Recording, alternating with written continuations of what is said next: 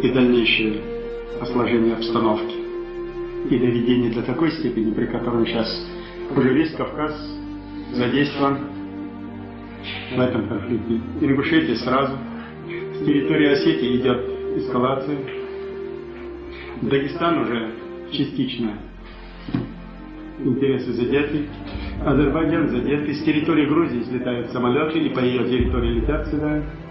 Так что весь Кавказ уже прямо или косвенно вовлечен в эту военную авантюру.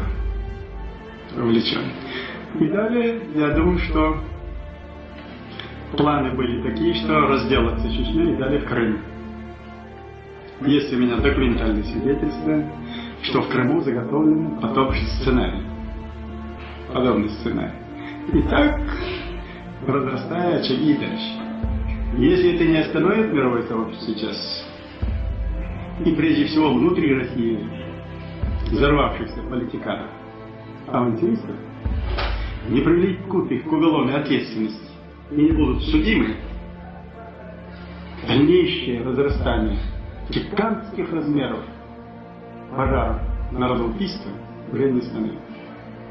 Как идет сценарий?